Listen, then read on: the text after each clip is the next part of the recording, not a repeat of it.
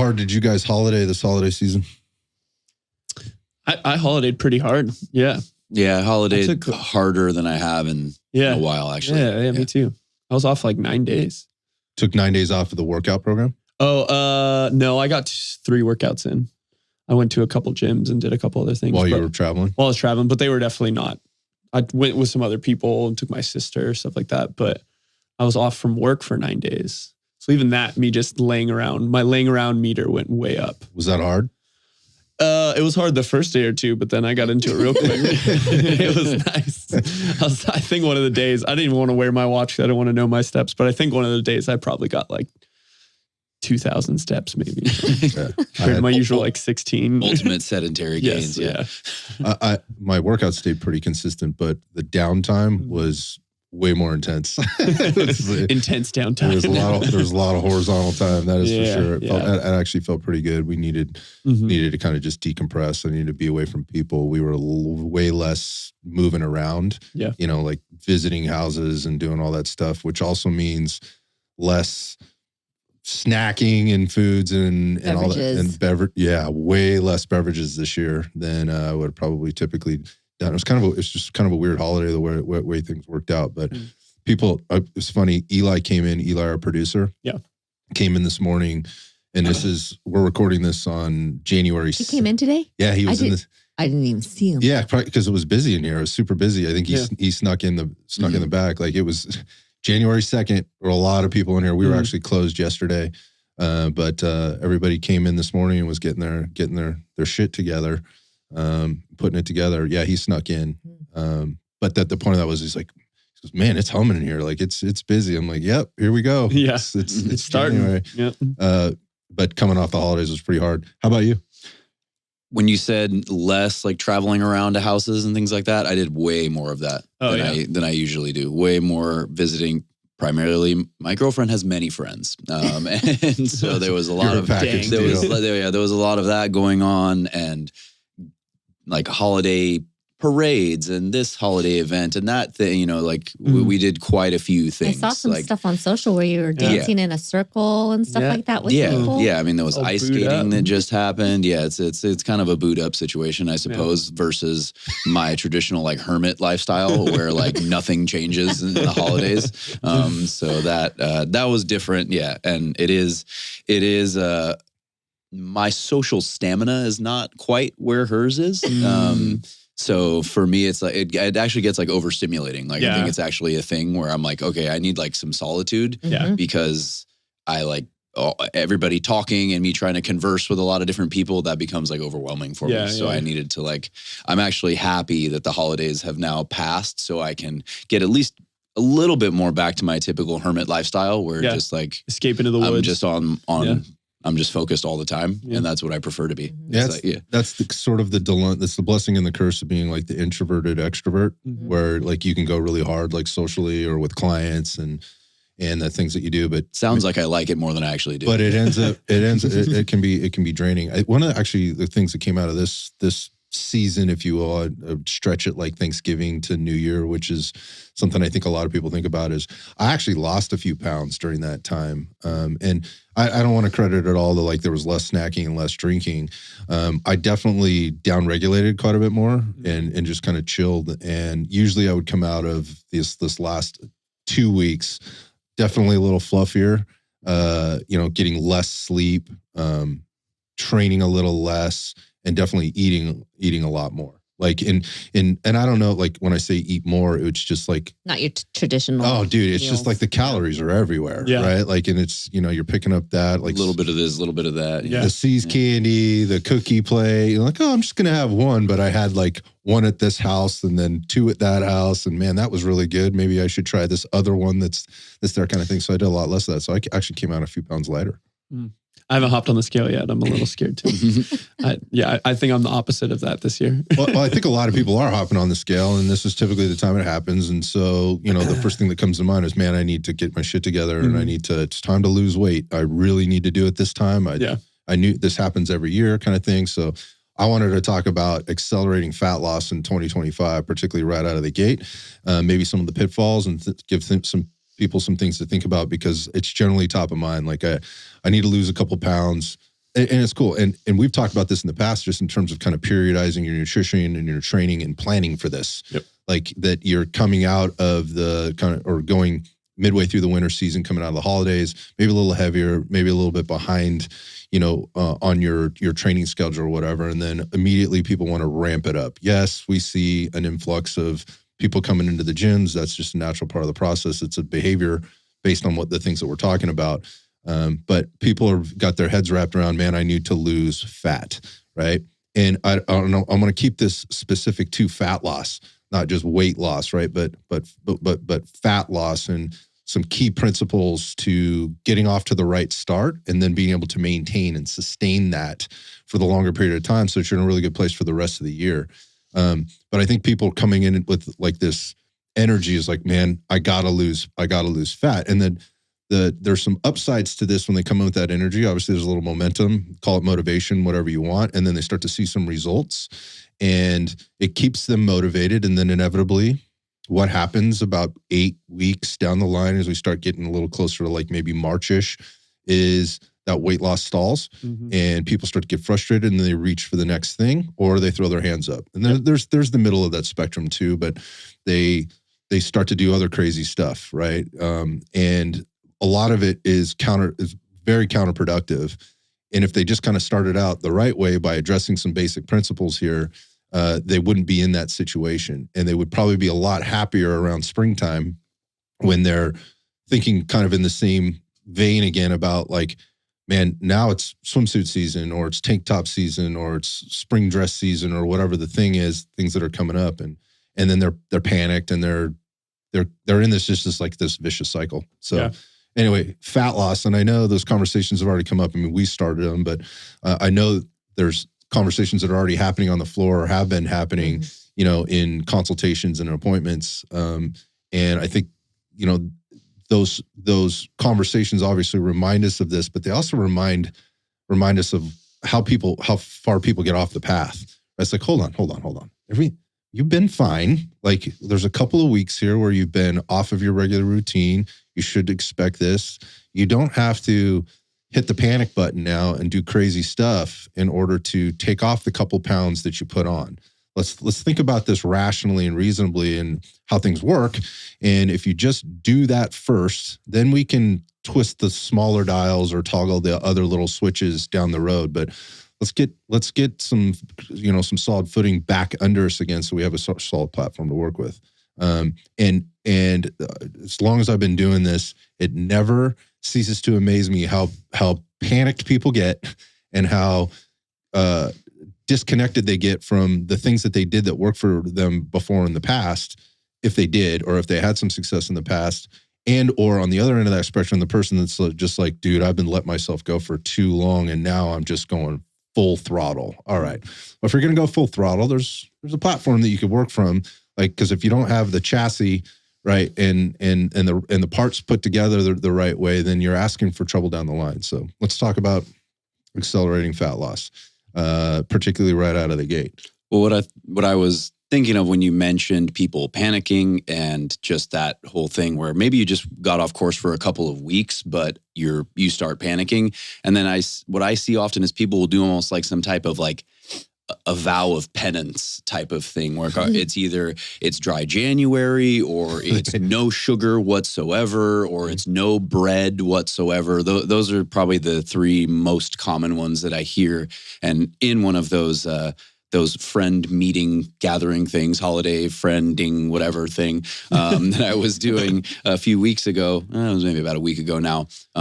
We were having lunch and obviously you guys probably are familiar when everybody finds out like what we do, especially at this time. Especially, everybody thinks that I'm like the food police and I'm like judging what you're eating when we're having lunch or whatever. But a friend of my girlfriend was talking about, I need to get back on top of it, that type of thing.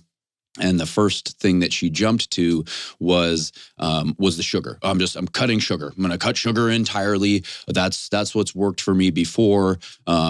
because I actually asked, I'm like, well, have you done any type of tracking, anything like that? And this individual actually was a figure skater. So had been involved in a sport where there's obviously a lot of body image that goes into it. And she actually had done some tracking before. So I was like, okay, well, that's a good thing.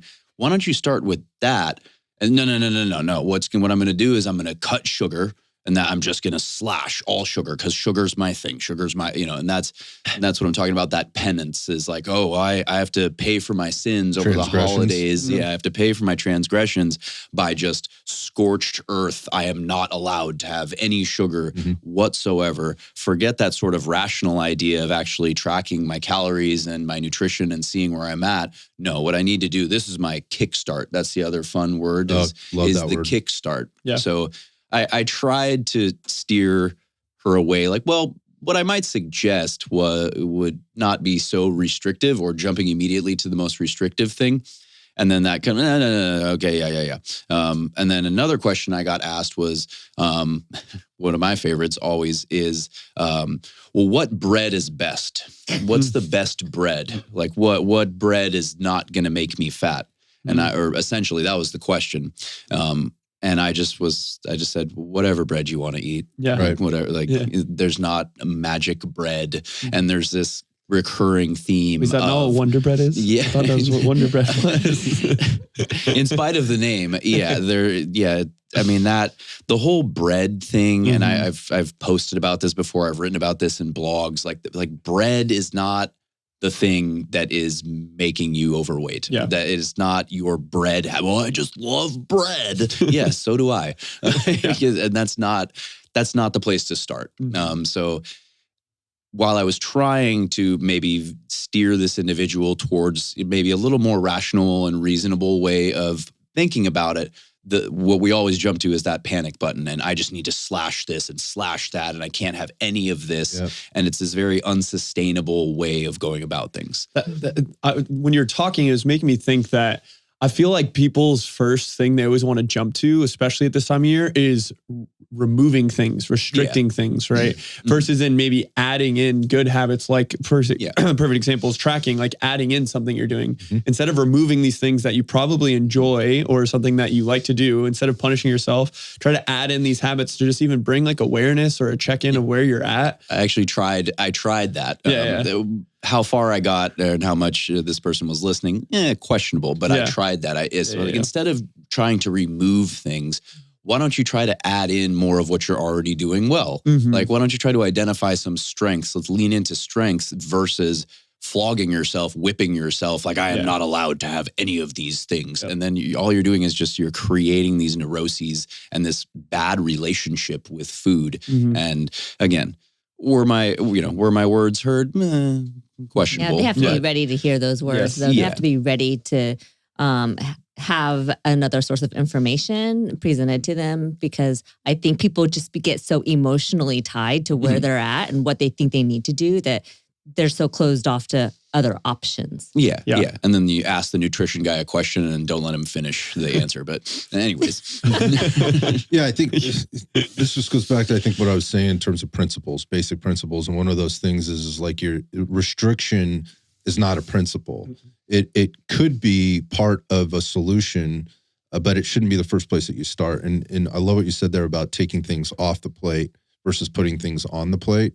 And the putting things on the plate is like, let's examine what is going well, because there's likely a lot more of that than there is bad stuff. But it's just it's hard coded into us that we want to look at what's bad. I think there's another end of the spectrum where people just, they never look at what's bad, and there's a sense of denial that comes along with it. Maybe that's a little bit about what we're talking about here. And it's not the bread and the sugar and the alcohol, it's the bad behaviors or the bad mindset that comes along with how they've associated those things, and that I need to punish myself, so to speak, in order to get to where I need to go, which couldn't be any further from the truth. So I think the first step here in terms of a principle is understanding where you currently are. Yep. Right. And it's likely that, it is very likely. I was just describing maybe less for me this year than it has been in the past. But a lot of times you're coming into this time after being in a surplus. right? And so people are going to do a couple of things. So first, they're going to try to restrict things. They're going to try to cut things out. And then they're going to try to replace that maybe with more activity, right? And that with no sense or no plan of how that's actually going to happen, right? Okay, well, maybe I just don't buy these things at the grocery store when I go anymore, and they're not in my house anymore. Okay, so that's one thing. But now I'm going to up my exercise frequency with no plan on how they're actually going to do that, right? So in concept and conventional wisdom would tell you that's a good idea, right? That's sort of part of the eat less bad stuff, exercise more. Like that makes good sense. But if that was really the answer every time, then everybody would very easily get to wherever they wanted to be and they would stay there. It clearly isn't. So the first thing is, and I heard you say this before the show, or before we started recording today, Ryan, and that was getting your house in order. Yeah. And getting your house in order is just kind of knowing where stuff is. Like where is everything, or where does this thing belong, right? Yeah. Like I've got, my laundry's everywhere, my fucking kitchen's a mess, my garage is a mess. Like where should it be? Right. Well, let's figure that out first, because I'm not just going to go out and try to reorganize my garage with no place to put things. Like, and it might mean, yes, I need to get rid of a few things that aren't helpful or aren't useful. But at the same time, it's like, well, what is this going to look like? What do I ultimately want this to look like in the end? And taking and throwing everything out is not the answer, right? It means like maybe I just need to consolidate things a little bit more and take a look at where I'm starting. So going back to like consolidation, it's really just understanding where you currently stand. And it's likely, again, that you've been in a surplus. However, where were you prior to that 2 or 3 week surplus? And getting back to like what was normal for you before. And if you're already going to, well, I'm going to cut out sugar, bread, alcohol, all those kind of things. I'm not saying don't do any of those things. But if that's where you're going straight to, but you have no idea where you currently stand now, and is that what you were doing before? Right? Yeah. Is that what you were doing before? Because if you were still eating sugar, bread, and drinking alcohol or whatever it was prior to this time where you put on a few pounds, like it doesn't, then clearly, and you were being successful there before, then clearly you could be successful there again. Why are we doing that? And then the other part, again, that I said was, or that I wanted to talk about was like this increase in exercise activity. And yes, again, that's part of the formula in terms of creating a deficit. But it doesn't all have to happen at the same time. So let's just get our house in order and kind of figure out where we are. And what are the things you're going to learn in terms of what you actually do regularly versus what things like the holidays and parties and social events and things like that present? Well, yeah, and I think the big like what your direction is moving forward is really based off that answer of like how messy was your house and how long has it been this messy, right? So like if you're someone who, you were on the exercise side of things, you were exercising 4 days a week or whatever, 4 to 5 days a week before the holidays, and you had a good healthy balance with alcohol and sugar and things like that. Like I almost think the person who was more consistent and had their house in more order before, almost the quicker you can kind of snap your house back to what it was. Yeah. But if your house has been really messed up for a long time and you haven't had, like, so example, exercises, you haven't been exercising at all, snapping your house in order can't be this dramatic thing of like, I'm going to start doing all this activity. I'm going to exercise 4 or 5 days a week. I'm going to do 3 days of cardio. That's where a lot of people, I think, run into a mistake is if you've put in the work over the years or over the year or over the right before this period to build that foundation of having a very, let's say, organized house, then you can snap back into that a little bit quicker. But if your house has been really, really messed up, you have to kind of ease into cleaning. If you're a pack rat, you got to just start with one box at a time kind of thing, right? I couldn't agree. That's perfect. I couldn't agree with that more. So I think what we're saying, like in terms of actionable items, is like, yes, this is a great time for people to track, right? And you're probably being advertised or marketed to do that anyway with different devices and apps. And it's likely you probably already have one. You don't need one of those things, but just get an idea of where you currently are. And that takes a little work. It takes more work for some people than to cut out sugar and bread and exercise more to actually sit down and do that. But the rewards that you get or the benefit you get from just sitting there for a little bit and actually getting in touch with that stuff pay massive dividends, moving forward, because now you at least have a platform to work from. Again, from a principles perspective, like, okay, the fat loss equation is rooted in calories in and calories out, but there's deeper things to that. Like how much protein should I be eating? What does my carb to fat ratio look like? And things like that. But before you start getting into the to the detail and even the weeds, which often starts to happen right after you get into the detail, is just understand where you currently are and see where things are. And yes, there are things you can do, but to your point, like just kind of organizing things a little bit more, where would you go? Okay, so now I understand my calories. What are the things that in what I'm inputting versus what I'm outputting? What are some of the key things that I would be looking for inside of there? One of the things you can look at like right away, particularly if the goal is fat loss, is where is that protein intake?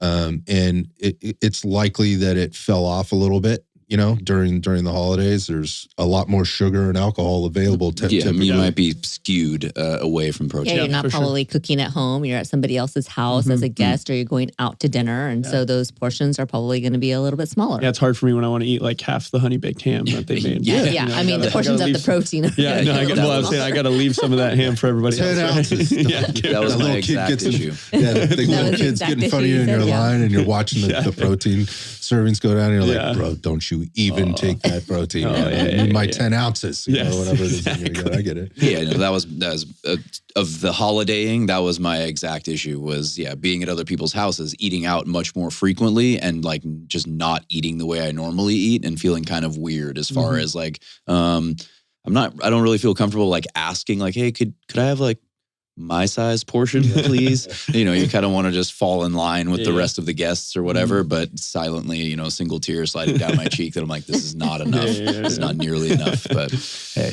Yeah. So again, getting your house in order is the first step without, again, going so deep into it. Like my house has to be perfect. No, your house doesn't have to be perfect. We need to clean it up one room at a time, one box at a time. So figure out what those major boxes are for you, and just tracking a little bit will give you a really good indication on the calories inside of things. Obviously, that'll give you a better insight to the macros part and some of the micros part as we start to dig down into the quality of what we're eating. It's probably, again, when you're not in control, you have less control of that quality and quantity. And so that's a great place to go rather than going straight to restriction.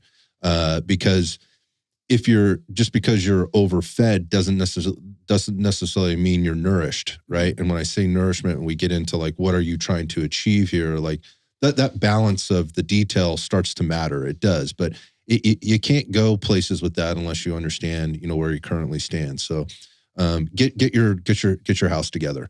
And I don't want to get too far into the workout side of things right now, but at the same time, like having a plan is very important, and we'll get to some of that stuff here in a minute. But thinking about like, where were you? And how do you get back to that, right? First, versus trying to think about where you think you should be. Well, let's just get back to getting those workouts going again, and not thinking about re-changing everything. Again, you don't have to upset the apple cart or turn the thing on its head in order to get the result that you're looking for. It never happens like that anyways. And when we talk about the sustainability and maintenance of that over time, like what's going to set me up for the most successful longer term. This is a little cliched, but most people that want to lose body fat or build muscle or do all the things to look fit and feel fit and and live a higher quality life, like they want to maintain that. Like once they've gotten there, they don't want to go back and forth. So again, if you have a stable platform to be able to work from, it makes it much easier to do that. I think the next thing that comes with that, beyond that, is like, now once you've found what your plan is, right, whatever that's going to be, and maybe it is restriction if that's what you choose to do. The next part is, and this is what you need to weigh against what's manageable for you, is consistency. What can you do consistently now? And let's not think about what you're doing 6 months down the line. Let's think about what you're doing the next 6 days down the line, and what it's going to look like 6 weeks down the line. Again, going back to boxes and rooms, like let's break this down into more of its constituent parts and see what can we actually do. If you were training, let's say consistently 3 days a week, and now all of a sudden you're going, now I'm going to train 5. How are you going to do that? Like, because something's likely going to have to be taken off the plate in order for you to be able to do that. Are you truly ready for that? Or do you just have some idea in your head that this is the right answer for me and I'm going to get this done? Because if there is no plan to do that and you haven't, again, gotten your house in order, you're going to likely have a really tough time with that. And I see people walking into that pitfall all too often when 3 days would have been just fine for you. And because it was before, or it is for most people. Most people can do great. They can get great results. They can lose body fat. They can build muscle. They can get fit.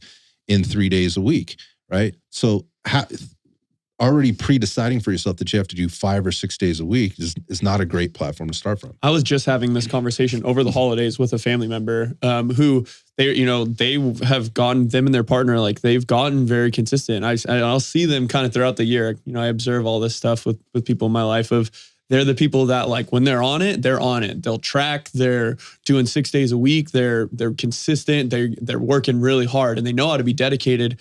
But then they just have these points in the year where they just literally drop off like a steep cliff and don't do any of that. And so I was having that conversation with her about building this consistency. Like so many people would benefit more from controlling certain of these habits, or on the nutrition side, but on the exercise side, always doing 3 days a week and maintaining that year round versus doing, okay, it's summer's coming, I'm going to do my 5-6 days a week and then have months where you completely drop off. So that consistency is the thing that's the primary predictor of success in the long term. And especially with what you said about trying to maintain these things instead of going, cool, I'm really confident, I'm in great shape, I feel great about myself. And then you go back and then you get more into that pitfall of feeling guilty and needing to punish yourself and all that, versus the consistency of 3 days a week. I'm on it, you maintain it, you just make slow progress, and you never get into that big pit that you have to dig yourself out of every time. I'm curious, you're telling that story as far as, your friends, they're on it for, let's say 6 months, and then they're off of it for however many months. What is that roadblock that comes up that deters them? I'm curious, because if you're somebody who can be consistent, or you have a period of time where you are consistent, and if you can foresee what those roadblocks would be, then you could plan for that. Yes, I agree. Yeah, for that person, a lot of it is both of them and their partner, they travel for work. A good amount, like they have to commute big distances. They kind of live in the middle. So when that ramps up, something changed at work, something like that happens. Definitely things like the holidays, like getting busy, going on trips. But really it's just the consistency of like their day-to-day changes slightly and not figuring out a game plan to adjust that with the new, what their day-to-day looks like. So it's kind of what you're saying about how are you going to get to that place, right? Like what are you going to plan? So yes, maybe you are trying to get back to your 3 days or whatever it is, but if things have changed going into the new year, like what is your plan for the week to make that happen? And I think that's what they really struggle with, is when roadblocks come up like that, they don't make a new game plan. Yeah, it's like it's the all or nothing mentality. It's the feast or famine mentality. I was just having a very similar conversation with one of our clients here. He's been here for a very long time. Typically, he's here once a week. Yeah. And now work has been light for the last couple of weeks. I know exactly what you're talking about. And he is here every damn day. Yep. He is here every single day. And I was like giving him some props, like, wow, man, you've been here like 8 times in the last 2 weeks. Is this something that you're planning to continue into the new year? No, I'll probably just get back to my usual once a week after this. And I've had several conversations and he with him. And he knew that. Yes. He knew that I was like, what if you were to do something in the middle? Yes. And he knew that. Will that actually happen?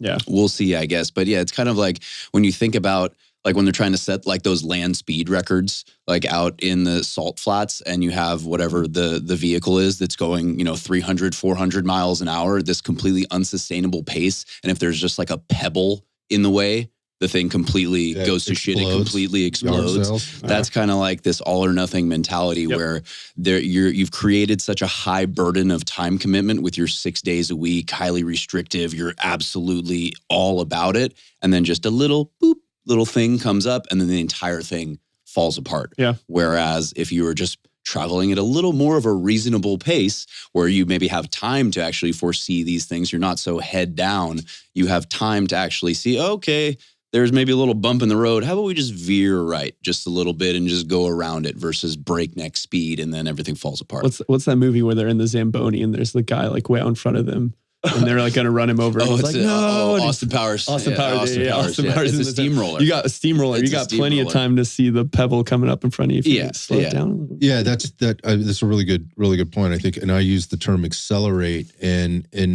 it's probably a loaded word. And I think consistency and acceleration bump into one another quite a good. And again, going back to people seeing results, like they're starting to see that 6 days a week and that caloric and or food, particular item restriction, whatever is working for them. And it creates anxiety, going back to like that neurosis, like, man, I can't go back the other way. I can't go back the other way. I can't go back the other way. I'm constantly thinking about failing. and falling off of this consistent path. And then the moment that happens, it's like, I knew this was going to happen. And then they kind of drop into this hole that they spend so much time and have these really weird behaviors to try to climb themselves out of. Again, going back to the panic button.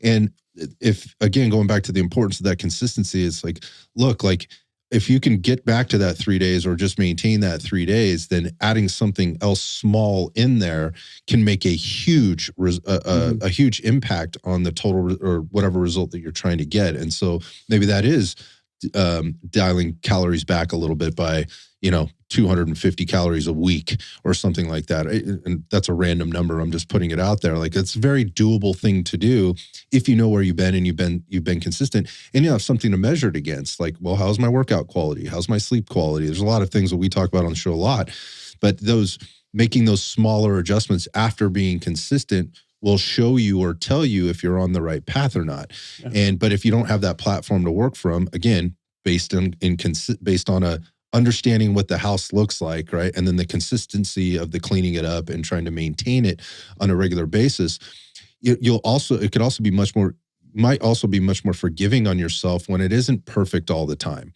right? But you also understand, man, I really let that laundry pile up in the corner. Well, I had to take a little time today on Saturday or whatever to, whatever it is, and take some time away from this other thing to get that back in order a little bit. And then once it's back in order, man, when that laundry's folded and put away, I feel like I got something fucking accomplished. Oh yeah, small wins. That's exactly small wins. That's exactly where I was going with it. It's a small win, and the small wins can build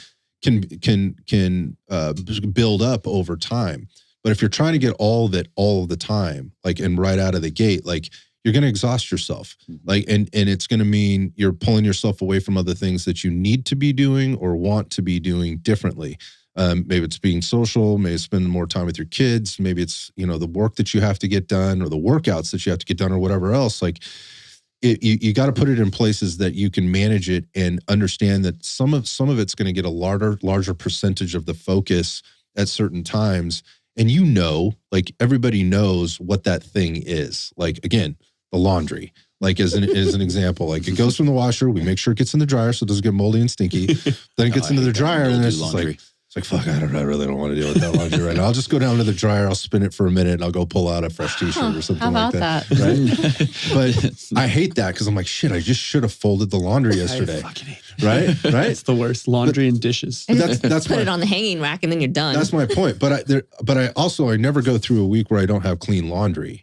Right? It's going to get done. I just need to put a little time into making sure it gets back where it needs to be because that helps it be a little bit more organized and more efficient. Right. And you're preaching to the choir. Yeah, those are the things I got people that I got to share this with. If the analogy helps, use it. You can steal it. But my going back to I think the basis and the basic principle here is being consistent in what you choose to do. That's rooted in something that's rational and maintainable for you, and then worry about making the finer adjustments, making a little bit more organized or a little cleaner or whatever the case is. So, I don't just go out and buy new clothes when the laundry's not done. That's an irrational behavior. Yeah. Take the time to do the fucking laundry, fold it and put it away.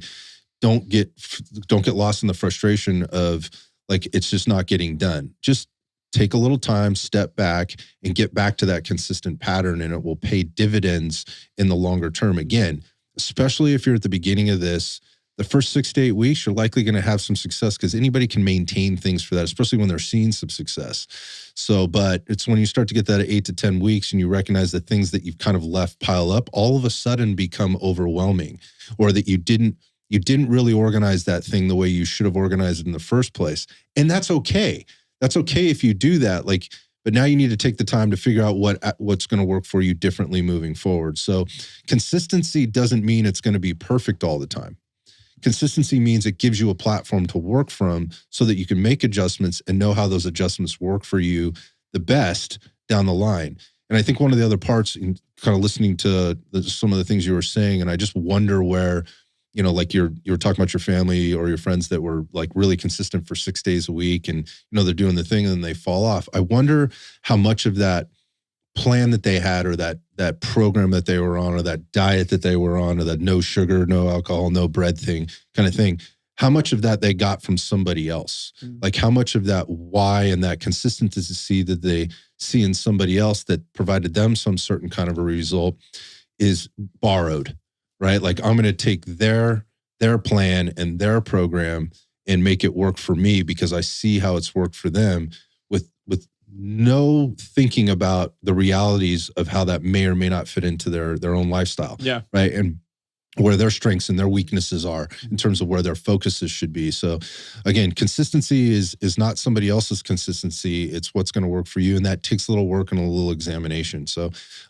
get your house in order, be consistent with the plan that you've chosen, choose the kind of the right plan for you with an understanding that it's probably going to shift. And with success, you might find a little bit more time or a little bit more room or a little bit more space to do some different things, to toggle switches and turn knobs. I was going to say the expectation should be that it will shift.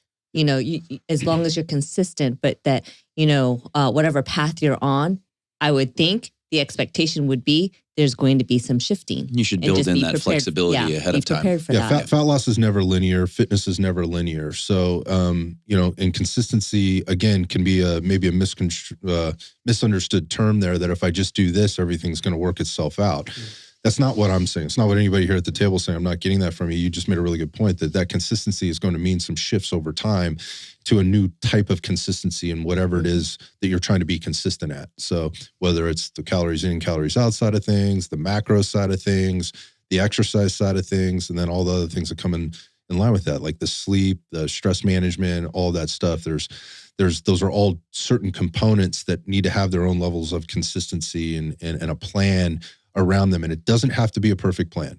So again, those two things, get your house in order, be consistent, are two of the biggest things that are going to help you with that fat loss goal that you might have right now. The other thing I'm going to bring to the table, and this is that thing that you were talking about in terms of putting things on the plate that people go to, because again, eat less bad stuff, do more exercise. That equates to the result that I'm trying to get somehow. And the first thing I see people go to is cardio. Yep. Mm-hmm. So I'm going to say it just outright. Don't do cardio, right? Cut out the cardio, right? Don't use the cardio as a crutch or a tool for fat loss. That's not what it should be. And I have a lot of things to say about that, but I think that, people will immediately go to, now I'm going to work out 5 days a week when I was working out 2 to 3 before or whatever.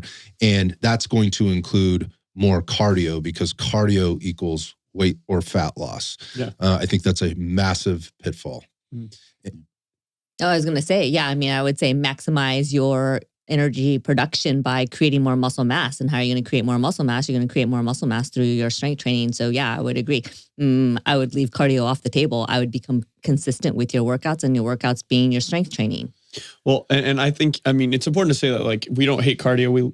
There's plenty of a myriad of health benefits of cardio. But I think, honestly, a big thing for me with that is tied to, there's so many people, even people who do exercise regularly, but then want to throw in a lot of cardio. Like, what's your baseline just level of movement throughout the day? Like, how many steps are you getting in? Which I think, I don't know, for me as a coach, I think a lot of coaches go through I used to kind of laugh about getting your steps in, but I really do think that that's like the base level of cardio, right? It's a good indicator of just general activity. General activity and just general, like what's your engine to move. Sorry. So with that, like if you're not moving that much, if you have a very sedentary job and then you're just hammering this cardio, like that's a heavy stressor. It's adding too much of the negative in certain ways with that, versus what's your baseline of building more muscle, doing more resistance training. And then it might just be even, we were talking about this, I think even off air, of just like adding in little 10-minute walks, things like that, which isn't what people think of as cardio, but it's getting their movement engine based built up before they even start hammering or worrying about all that down the line. So I would say cardio is more one of those toggles or dials, right? Yeah. That you can play with to both improve your health and all the benefits that come along with doing cardiovascular type exercise, but also on the fat loss side of things, which again goes back to some very basic principles, which is, look, we have to be in some level of a deficit in order to be burning body fat. But if you don't have your house in order and you haven't been consistent, what are you actually doing there? You're burning more calories. Okay. is that a good thing? Is that really what you should be doing right now? Versus, and again, if fat loss is the goal, yeah, probably. But that's not the answer, right? That could be part of the answer.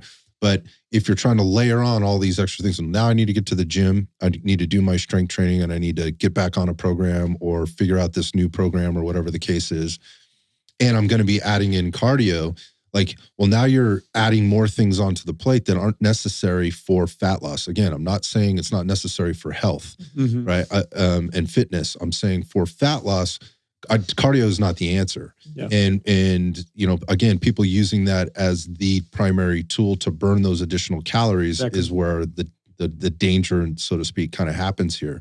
And again, I'm not saying you shouldn't do any cardio. I said I'm only saying that to get people's attention. Yes. When you get back into your routine, or you're applying this consistency, there are things you can do. You just mentioned one of them, which is just increase your daily activity. And that daily activity doesn't need to be done on a treadmill, an elliptical trainer, a step mill, or something, or a rower, or anything like that. Yes, it can be, but I would be asking myself a very specific question, like, why am I doing this? If I'm doing this so that I can lose fat is the answer, it's the wrong answer. Right? There's so many other things you should be thinking about when you're doing that activity, because that will then lead you down to like, how should I be doing this activity? And what should my intensity levels look like? What are the variables that I should be adjusting here? How frequently should I be doing it? What am I really getting out of this, you know, at the end of the day? Am I doing the things that set me up for that longer term success, both in health, wellness, aesthetics, however we want to look at that triangle there? And again, cardio is usually that first thing, because again, conventional wisdom would tell you like that's what you need to be doing, but I think it's a huge mistake.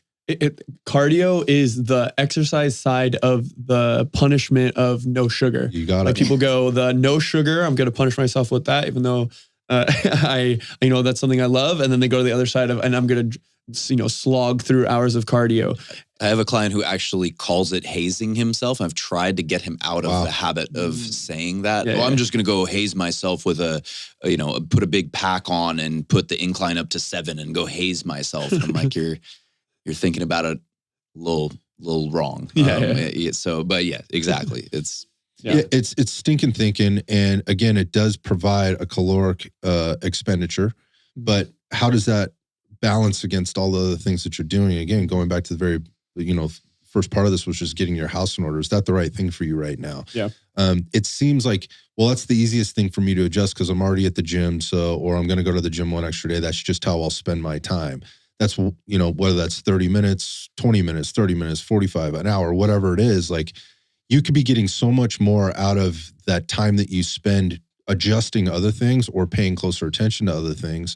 And some of those things would be going back to the strength training component, like maybe just train with a little bit more intensity in the consistency that you're getting. Like, so it's not even upping your volume. It's not even doing more of what you're doing in terms of more work equated to like more sets and more reps, right? It's just a little bit more intensity with what it is you're doing. Check in, like, am I progressing here with the overloading, in my strength training appropriately?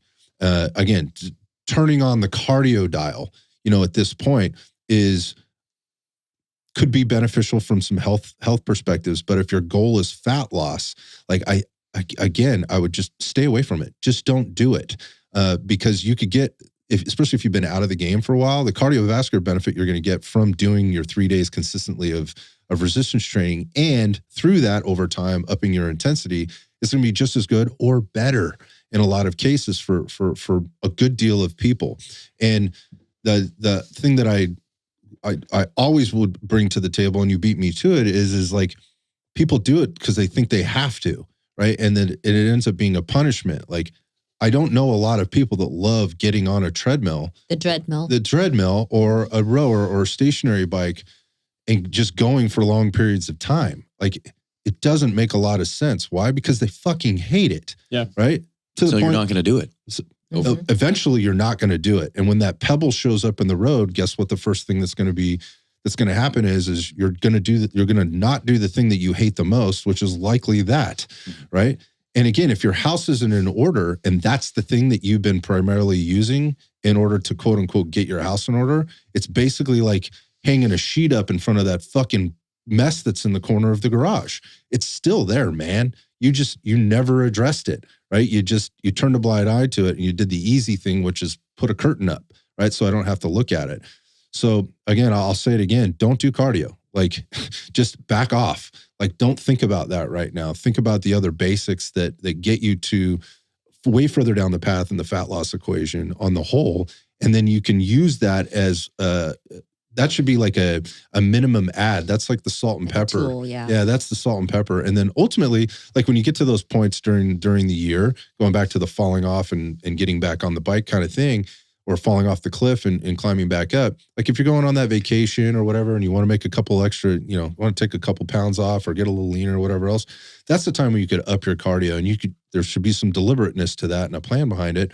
You should understand why you're doing it, how much time you should be spending there, what your intensity level should look like, just like looking at how many calories you're eating, how many do I need to have, on a weekly basis, and then, or the macro profiles that look like within there. The quality is important, right, of the things that you're doing. So when you're doing your cardio, if you're doing it, the quality of that cardio needs to be equated. You need to understand why you're doing it and how is this actually benefiting me. Just getting on the treadmill or getting on the rower or whatever does not equate to fat loss and or health. It doesn't.